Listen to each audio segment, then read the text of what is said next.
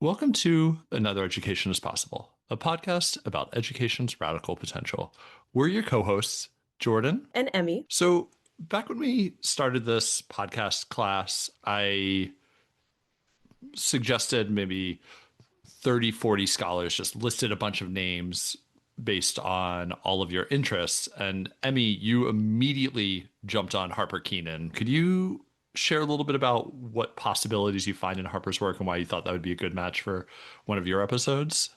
Yeah, totally. I was beyond excited to see Dr. Keenan's work and be able to engage with it and speak with him as it relates to me personally, but also what I've seen in my everyday life with my friends and everything. And we end up talking a lot in this episode about how right now we're in this space that's very heightened, but it's not necessarily exceptional.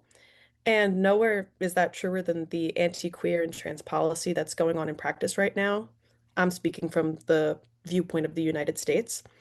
But in times of oppression, there's all these heightened moments that's circling around us, and it feels suffocating, but there is possibility in those moments, especially to show that anti-transness is not something that's like a normal state.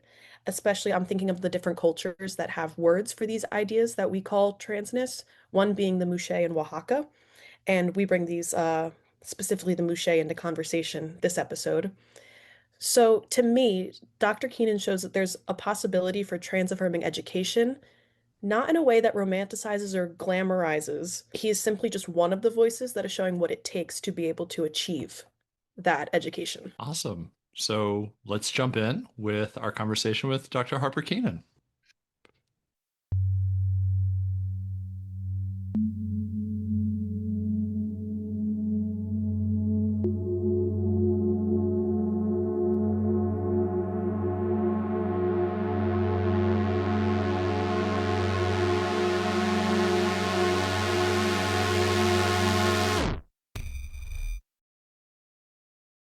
Harper Keenan, welcome to Another Education is Possible. How are you doing? I'm doing well. Thanks for having me. Yeah, thank you for being on. So, could you just start by sharing a little bit about who you are, particularly as it pertains to your work? Yeah, so I'm an assistant professor at the University of British Columbia in Vancouver, Canada. And my work is at the nexus of trans studies, childhood studies, and education. Awesome, thanks. So, you write a lot about what you call trans pedagogies. What are trans pedagogies? I appreciate that you used the plural because I think there are plural. I think if there are pillars of the field of trans studies, one of them is rooted in a belief in anti-essentialism. So there's not one trans pedagogy. And I think that's pretty important. But when I use that term, the way that I'm thinking about it is what kind of knowledge is derived from trans experience, which is to say the lived experience of occupying a body that is marked as transgender in the world, and then what kind of teaching and learning becomes possible from that knowledge base. Great, awesome, thanks.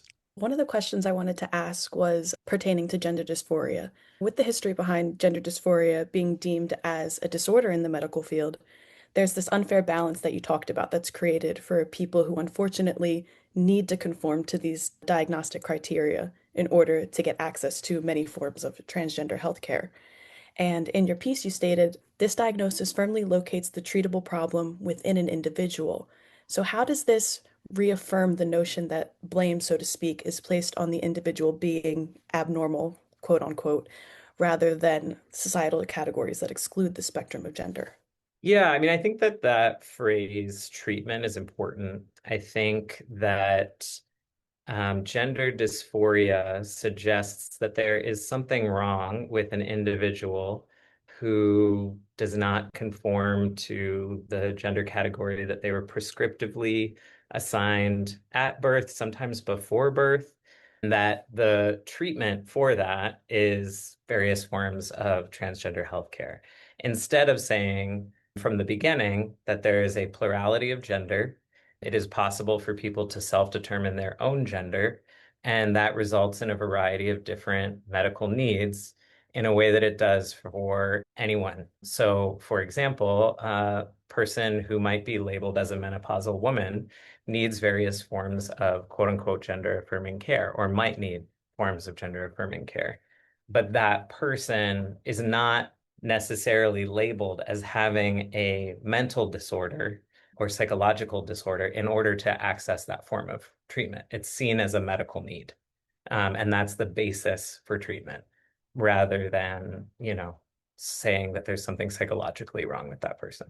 Great. I just want to jump in with kind of a general question about not only schools, but educational spaces, like writ large. I think if we look at, I always think of the example of Next Benedict and seeing schools as anti-trans spaces.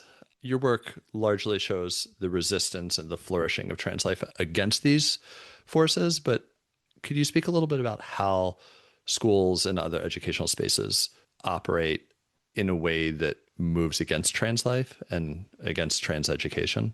Yeah, I mean, it's a very long history, unfortunately. I think that one of the things that's really important to remember about the history of schooling on this land that is currently known as the United States that you all are in, I'm in a different land, but it's an artificial border, human-produced border. But to think about schools in the United States, schools, when they were first created, and when I say that, I mean institutions that were called schools. People have been teaching and learning for much longer than we had institutions that were called schools. But the first institutions called schools on the land now known as the United States were part of the colonial project, and they were created by Spanish colonizers as a means of cultural replacement for indigenous children to say that, we do not want you to practice any kind of indigenous tradition, way of life. We want to replace all of that with identifying with the Spanish kingdom. And that way you will become a Spanish subject. So that included everything from the kind of food that people ate to gender roles. And so schools have been this institution that trains children into a particular way of seeing gender going all the way back to the early 1600s on the land called the United States. And that started with this kind of cultural genocide of indigenous children, saying that your ways of understanding gender do not align with how the Spanish kingdom thinks about gender. And then we see that as the US kind of comes into formation as an independent nation, institutions like residential schooling are established. And then we see gender is very tightly regulated in those spaces. Indigenous children had their hair cut so that they had Eurocentric hairstyles, for example. Girls were trained into kind of being housewives in the image of, the colonial empire. And so this goes way, way back into very rigidly regulating gender in accordance with a particular dominant ideology that is held by the nation state and then projected onto children and punishing them if they don't conform. And so if we think about what it means to be trans in a very broad sense, we're thinking about any child who does not conform to those gender categories as they are prescriptively assigned. I hope that answers your question. Yeah, I mean, you went so deep into how anti-trans, like the rigid disciplining of bodies, is grounded in the very making of schools, and that persists, and we see that in everyday life now just by looking at the movement of lines. Right, when I was a teacher, the first thing I learned was boys line here, girls line here. And of course I'm not going to go into the unlimited ways that this plays out, but I think, yeah, I mean, Emmy, you had a related question. Yeah, going along with that, they oversimplify what gender identity categories that you fit in based off of the nation state ideologies, like you said. So, how does this practice of teaching children this oversimplification of identities relate to the shame that many individuals who don't fit into those categories feel? Yeah, so I'm going to bring Foucault into conversation with us here. Foucault writes about in his book Discipline and Punish about the idea of the creation of docile bodies, that schools are kind of meant to facilitate bodies that will obey the government that they're under. And that is part of being a compliant citizen. And long ago, that kind of obedience was facilitated through corporal punishment, so physical punishment of the body. And then, modern law in the United States, for example, operates more as a tool of mental discipline so that people comply in advance, even when someone's not watching them, right? So we go to school, we get put into boys' lines and girls' lines, like Jordan was saying. We learn that like those are the two categories we're supposed to be in. And if I don't feel like I conform to one of those, I start to feel some shame about that or fear. And that operates as a tool of psychological discipline on the subject, on the individual person who is being governed, that pushes them away from acting out of alignment with whatever they perceive to be what the people who hold power over them believe and want for them around gender. So we see that in all kinds of ways, and it starts really young. I mean, even around things like, how children are taught to relate to their body parts, feeling ashamed of, maybe I feel different from my friends. I'm a different kind of boy or girl. And that could be for all kinds of reasons that might not specifically about self-identifying as transgender, but might be cultural, right? Like my way of expressing what it means to be a boy or a girl might be different from my peers because I'm in a cultural minority in my classroom setting. And I feel some level of shame around that might facilitate, adjusting my self-presentation in public so that I do conform. It's easier for me to fit in. So, yeah, I think that's part of how shame works. Fear is such a big part of it. And unfortunately, it's not only just in schools, it's anyway. And like you said, it's not just people who identify as being in trans bodies, it can affect any child in that situation. But one of my favorite things about your piece was that you had an emphasis on not offering what you described as prescriptions to the concept of unscripting gender, especially with how fluid gender and identity can be. It's important not to place them in those rigid structures, like you said. So, how did you think of these intellectual guidelines, and what is your personal process of answering these questions in your own work? When I say unscripting curriculum, I am talking about an active resistance to the standardization of childhood and children's knowledge vis-a-vis scripted curriculum. So increasingly in the United States, and this is true in many other places around the world that have things like national curricula, those curricula become scripts for how we are all meant to understand the world around us. Some of them are more flexible than others. But those scripts come with ideas about gender and how gender is organized in the world. And, they also come with punishments if you divert from that script, whether that may be not being academically successful because you're not able to respond to questions about gender as they might come up in school curriculum in the way that you're expected to respond. You're not giving the right answer, or it's because you don't embody your gender in a way that kind of school policy might script. So that's not, I mean, policy is different from curriculum, but I think it operates as its own kind of curriculum. The article that you're referring to, Unscripting Curriculum, I wrote that when I was a PhD student, and I was attending a elite university with a lot of people who were viewed as experts in their field that then populated the field with particular ideas that then over time became their own sort of like hegemonic structures. And I was witnessing that, and I was aware of the fact that the trans body that I specifically occupy is one that is very privileged in the world. I was attending this elite university. I'm white. I present as a man. I speak English fluently. There's all kinds of things that put me at a structural advantage in the world. And so it is not for me to prescribe very much.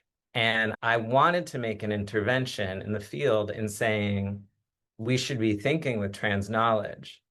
But I was very mindful of who I am to be talking about this with the field of education and the risk that people would say Harper is the expert on trans pedagogy instead of saying Harper's helping us think about this. Harper's one of many people that can help us think about this. Harper's trying to initiate a conversation with a particular group of people that others can carry forward. And so I want to practice a kind of intellectual humility that is open to people taking my work and doing new things with it. Of course, I might disagree sometimes, and I have with things that people have done with that article. But I think it's really important to me to practice what I preach. And if what I'm preaching is not being prescriptive around how young people understand their bodies of the world, I can't reenact that in the way that I describe my own understanding of gender, which is really hard to do. So yeah, does that answer the question? Yeah, I think it does. I think it's interesting how there's so many topics that should be a collective force, and a lot of people go to finding, oh, this one specific expert in the field rather than listening to all the voices around them. So that is something that you had to think about. Yeah. Another topic that I wanted to mention was how all over the world there's examples of terms for understanding non-binary gender, with one being the Mushe in Oaxaca, Mexico. Recently, I was watching a documentary called Mushes from, I believe it was 2022, and there's a quote that I think perfectly leads into my next question for you. So the quote goes, "Reading and writing is something we do on our own, but what can you write if you don't go out and about? How can I tell the Mushes story if I don't get to know them? They're not things taught by books." And that last sentence was something that I thought was interesting because a lot of the identities that we're talking about don't exist in books. So, in your opinion and your experience, what does pedagogy around these histories look like? And how would one go about teaching this history if it's not given space in books? This is a complicated question because there is just this incredible, wonderful plurality of how gender is understood around the world. And so if you, for example, were a seventh grade history teacher and you wanted to teach a class or a unit on trans history, and you were trying to conduct research on trans history, you would not get very far back. If you were just searching for transgender history or histories of transgender people, that word is really quite new. And I think that's actually a really interesting focus of inquiry with young people in and of itself, of how did we get this word? What has that word done to how we understand gender, maybe particularly in the place that we live? And what does it foreclose from our view? And so one of the things that it often forecloses from our view is, all the different words and all the different language for gender beyond male and female. And so I think, I actually got my PhD in history education. That was the focus. I think that history is often thought of as like a series of discrete facts. Like you got to memorize these terms and dates and et cetera. But it's far more interesting and I think intellectually rigorous when we treat it as a project of understanding, how did a particular story about the world come to be told? That depends on who's telling that story. How might it change when different people tell that story? So I think, my hope for thinking about teaching about gender and history is that we really think about it quite expansively and think about working with children to think about how has our understanding of gender changed over time? How does it change from place to place? And that opens up so much more than doing something that I think, teaching about transness is not common. But when it does happen, people will do kind of like a heroes and holidays approach where it's like, these are some famous trans people. Most of them are white, most of them are from the US. And here are some important events in transgender history, instead of really thinking about, like, wow, how's gender like complicated? Let's really just get into the weeds about how complicated it is. And I think that's really possible even with very young children. And in the article we've been talking about today, I write about talking about gender with pretty young kids and how very quickly they can have a very complex and nuanced understanding of how gender works in the world. So, yeah, there's an amazing history out there about gender beyond the binary. And it does require a teacher to be a pretty good researcher to facilitate that kind of learning with young people, but it's certainly possible. Yes. So, kind of going along with that, one of my next questions is I do have to preface it with a story about my friend who I did ask if I could share their story before I discuss it. But this is also pertaining specifically to the US at this point. So, since January of 2025, the negative effects of the attempt to instate the US military trans ban has taken a hold of my friend. The stresses of whether or not he will have a job, it'll delay his schooling, and the overall uncertainty about his future has caused not just mental and emotional pain, but it's also even affected his physical health. He's had to go see a cardiologist due to the increased stress that he's under. But this idea of having your worth as a human being attached to how you identify rather than who you are is not something particular to the instance of the trans military ban, as we've been talking about how it's unfortunate that children face this a lot in the school system when they don't fit in to what's deemed as normal. And I know this question is very loaded, but I just wanted to pick your brain about it. Do you think that the educational space will ever be able to break free from politicizing queer and trans bodies if the overall rhetoric of the country that it's in continues to solidify queer and trans bodies as political statements, specifically in schools? This is another good question, and I'm sorry to hear about your friend. That sounds really difficult, and I'm so sorry that someone who wants to engage in service is being treated so poorly. So I'm not big on thought experiments. I'm someone who likes to dwell in the realm of the material, but I appreciate the provocation. I think it's hard to imagine in this particular moment a future that is totally free of politicizing queer and trans bodies. Doesn't mean it's not possible, but I think queerness and transness as ways of identifying as kind of identities, those are produced through particular conditions. So queer as a kind of political identity, which for many, including myself, it is produced out of resistance to the idea of normal. And that is what makes the word queer and the idea of queer different from the term gay, for example. It is a more politicized term. And so queer, as we currently understand it, is produced in resistance to the restrictive conditions of life in the United States and around the world around gender. So if those conditions were to shift so radically, I would imagine that that identity would also change enormously because those things go together. Transness is produced by a rigid system of gender.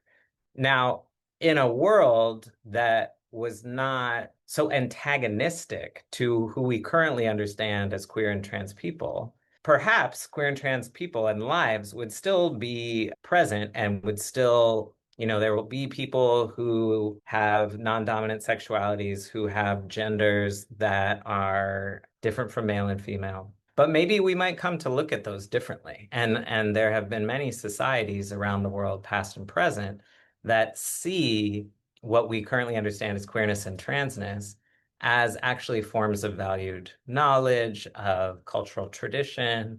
It doesn't map exactly neatly onto queerness and transness. Those are different ways of understanding gender and sexuality. But there is a way of seeing non-normative gender and sexuality as an asset, as revealing something about the world that we live in. And I do hope for a future where that kind of thing happens in the United States. So I think maybe that's a good note. I'd love to hear a little bit more about that. So before we turn it over to everybody else in the podcast, I want to couch this in saying that we do not have to be positive. This is not a podcast full of hope, and it is also not to say that we live in a unique moment, right? We're speaking, as you've said, in the so-called United States to you and so-called Canada, which have long histories of transphobia and anti-queerness embedded into their very structures. But I'm also somebody who and yet another caveat that all of my work is outside of schools. And yet I hold a hope for public schools as communities of possibility. And even in this anti-queer world, I hold hope for queer liberation now and in the future. So I'm wondering where you find educational possibility for queer and trans liberation. And if there's none, of course, that is the world we live in. I don't want to foist positivity on you when you might not be holding it, but yeah. I appreciate the question. I have a lot of hope, actually, and it helps me, get through the ugly emails and things that end up in my inbox and the headlines and etc. But I think schools are a lot of things. One of the things they are is buildings, and they're buildings that where children outnumber adults, which I think is really cool, actually. And so I think if we kind of re-envision the distribution of power in schools in a way that distributes more power to children instead of the kind of authoritarian structure of schooling that we currently have, where the adult is kind of the center of a lot of power in the classroom and children, sit in desks and look at the teacher. And instead, we think about, for example, the organization of preschools where children tend to have much more freedom of movement. They get to choose more of what they do during the day. The teacher often acts as more of a facilitator, which is not to say messed up things don't happen in preschools. Certainly they do. But I'm talking about the organization and flow of power. Children tend to have a little bit more autonomy, a little bit more freedom of movement in preschools, and all kinds of amazing creativity comes out when there is that kind of redistribution of power. And I think we could go a lot further with that, but I'm just showing and trying to give an example of one space that I find promising. And I say this because one of the places I've recently been doing some research is at a queer and trans-led after-school program in California, where every day, after the school day, this group of kind of like, you could imagine like a magic school bus of amazing queer and trans people, many of whom are artists, activists, performers, like come to this school and they reorganize the space. It's the very same building, it's the very same classrooms, but the way they interact with kids is very different. And the pedagogy that they use is much more akin to what you might see in a preschool, which is not to say this is actually at the elementary level, so the kids are older.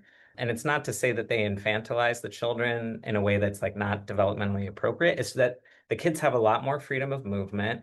They have a lot more bodily autonomy. They get to self-determine the focus of their learning and activities in a way that is not as possible during the traditional school day. And that opens a lot of room for kids to self-determine who they are in this space where creativity is really valued. There's a value of children's bodily autonomy. There's an interest in learning from children, that the adult is not the sole holder of knowledge in the room. That really makes a difference when a kid says, hey, actually, you're calling me this, or you think of me this way. I think of myself differently. If the classroom environment has been built on the idea that children hold important knowledge, that we can trust them to move safely around the environment, to express themselves, that we see the space as an environment to practice a kind of collective self-determination. When that kid says that, it's not like, oh gosh, what are we going to do? Like everything is falling apart. This is destabilizing the entire premise of education.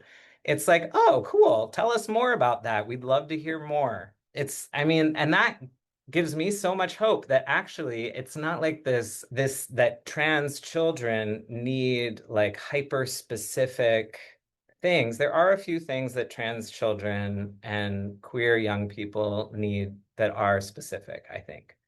But I think when we look at the experiences of queer and trans youth and how queer and trans adults actually can sometimes reorganize educational space, it reveals a lot about, how constraining our educational environments are. and also how we might reorganize them. And it's like it can make a difference for a lot of kids. And we see this in, now you're going to have me rambling a little bit, but there's historical examples of this in the period after the fall of fascism in Italy. That's when educational philosophies like Reggio Emilia and Montessori were born, which do have very diffuse power structures. They're not without flaws.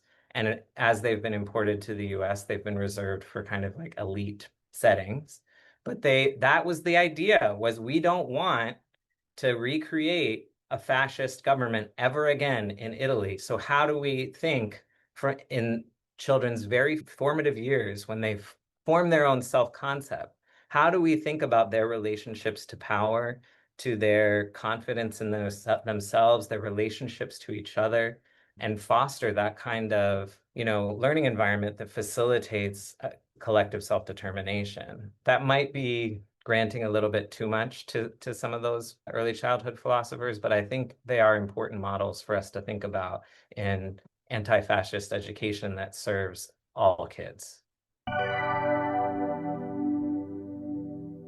I'm Sam. I was a women, gender, sexuality study major in my undergrad. And in your reading in particular, the genderbread person that you had and things like that, it really reminded me of some of the original kind of models that some teachers like outside of that program like depended on, and how there were like professors in our program kind of pushing against that and showing that like those are still very prescriptive and like narrowing down like who a person is and still like maintaining these categories. And so I really appreciated that you tackled that within your piece and kept these loose definitions, because I think our society is so heavily dependent on like definitions and the fear of uncertainty,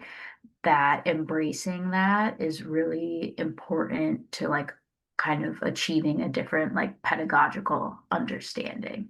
And so I really appreciated that piece of your work.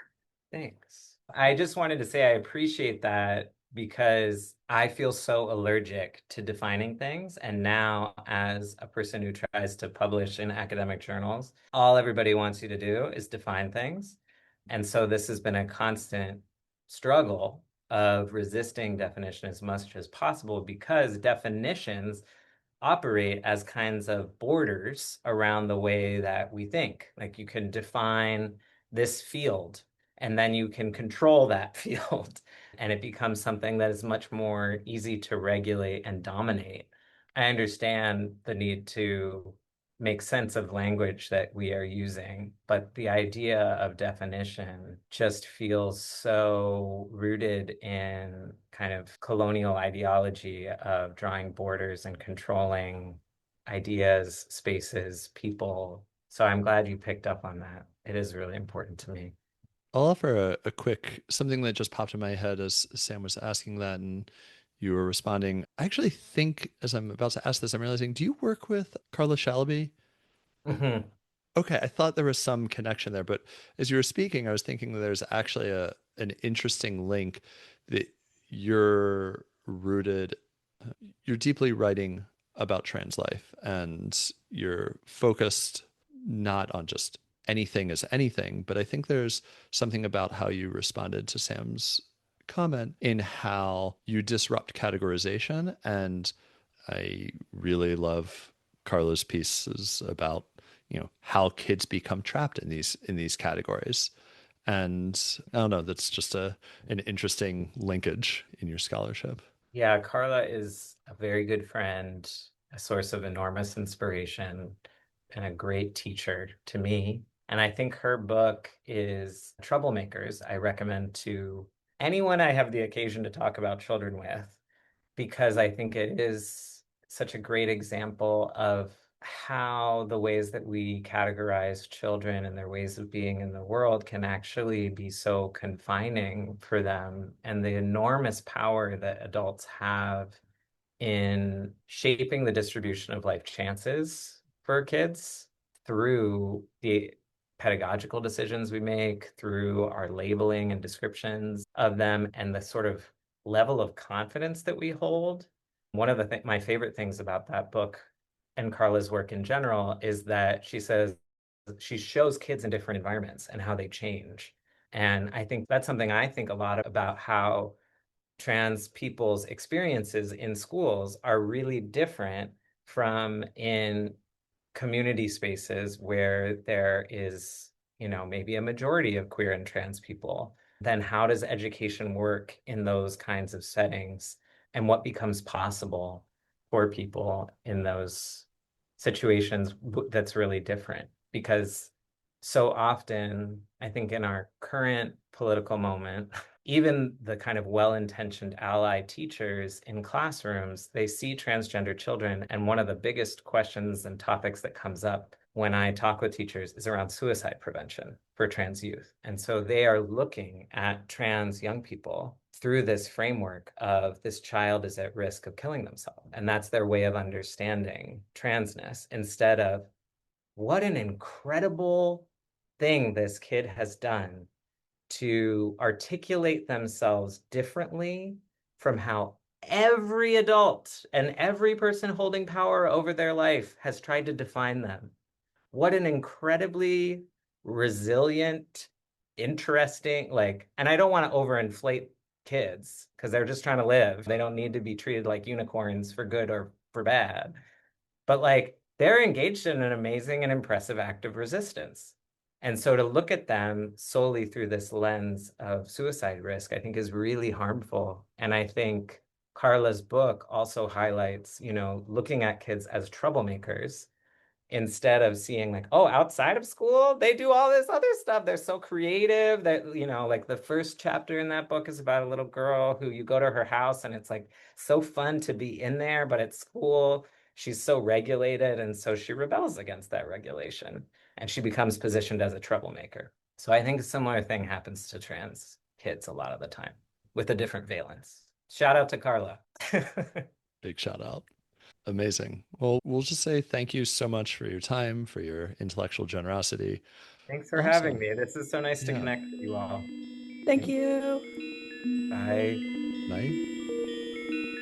Today's episode was produced by everyone in the Education, Genocide, and Liberation class. If you like our podcast, please continue listening. Follow us wherever you listen to podcasts. Rate us. Subscribe to all of those things. You can also find us on social media, where Another Ed is possible on Instagram. I've also been trying to use LinkedIn for some reason. Thanks as always for listening. We'll be back soon with a new episode of Another Education is Possible.